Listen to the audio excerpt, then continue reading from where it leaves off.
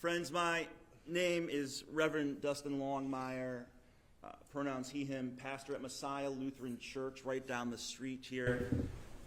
And my goodness, we come together in solidarity and love and care for one another, but also in response to a very, very heartbreaking situation. In the end, be judged by how we serve a God who shows up in the face of our neighbors.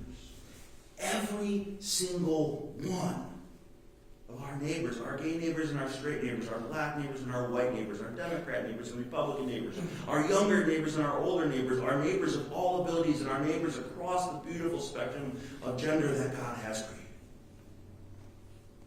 When the Rotterdam Community Center's pride flag was vandalized this past Thursday evening, in what I have consistently been calling a likely act of hate since I first heard that the vandalism was caught on a traffic camera, and that no other acts of vandalism were reported in the neighborhood that night, it was certainly yet another attack on our LGBTQ folks who have endured so much, especially in the last few months, especially in the last few years. But it was not just an attack on our LGBTQ neighbors either. The Rotterdam Community Center proudly hosts an LGBTQ support group where many of our neighbors have found such a strong sense of community. Many folks fleeing from other states where they have been no longer made to feel welcome and have felt persecuted for who they are, especially amidst the renewed attack on the LGBTQ community across our country. Yet that is only one of the many ways that we try to provide a sense of community and care and home for all of our neighbors. Because from my Christian perspective, we are called to serve Christ in all of our neighbors. Every single one.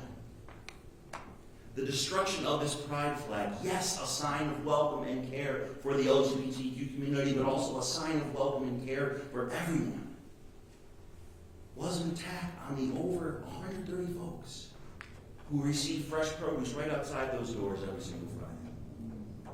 The destruction of this pride flag was an attack on all the little kids who ride balance bikes around our performance hall here every single Saturday morning. The destruction of this pride flag was an attack on the members of our crafting group and folks looking to learn new skills at our quilting group and folks looking to build new friends over our board game nights. It was an attack on the hundreds of families who will show up here 2 Saturdays out for our annual Easter egg hunt.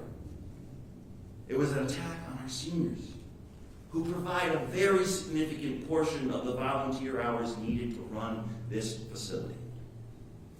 Some of whom were in the building when this act of vandalism occurred. Don't be tricked, dear friends. Don't get divided against one another, which is so easy to do in such difficult times when more folks are struggling to make ends meet than at any time since the Great Depression. This likely act of hate was an attack on us all. Every single resident of Rotterdam, the vast majority of whom I firmly believe have no appetite for hatred in our local community. In the past year alone, right here in Rotterdam, we've seen the desecration of a Jewish cemetery, now the destruction of a pride flagpole. My goodness. Only a couple weeks ago, you probably saw it in the news, an online poll in a Facebook group where folks voted they would rather have Nazis babysit their kids than people who are transgender. Disgusting. So, good morning, my name is Richie Tassel. I'm the Executive Director of the Rotterdam Community Center. Getting that call, hearing about this attack, in the middle of this press conference where we've got all these federal cuts, we've got DOGE cuts, we've got USDA cuts. So we're going through that, we're worried about our food prices rising, and what does that mean for our pantries, what does that mean for our residents, for our neighbors? And then having to deal with this is just something that you don't expect. You're going to have to deal with.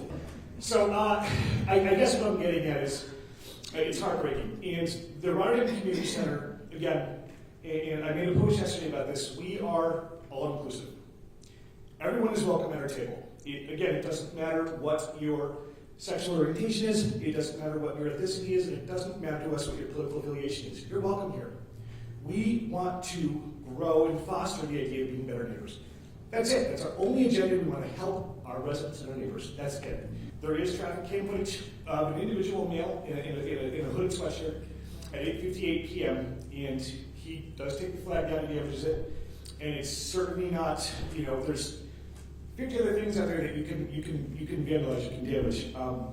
So for us, that looked pretty targeted, and that's all I've got to say about that. So we belong here, we are here, and we will not be erased. All right? Hate grows in silence; it thrives in darkness. So let's bring the light, be the love, and raise our voices in support of inclusion for every person in every community. Written in solidarity of the Pride Center of the Capital Region. It's hard to see this as anything else but hatred, okay? But what I would probably say is this, is as outlined in the statement, instead of responding with hate, we turn that negative energy into positive action. And don't let the hatred drive us into the margins of society.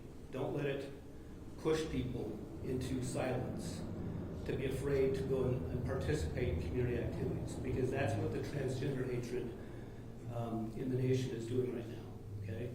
And we're working very hard to remember that our presence is resistance. Visibility is resistance.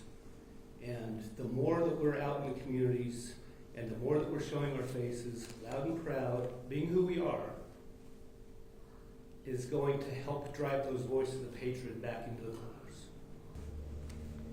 Somebody the other night, we don't know who it was, tried to intimidate folks in our community.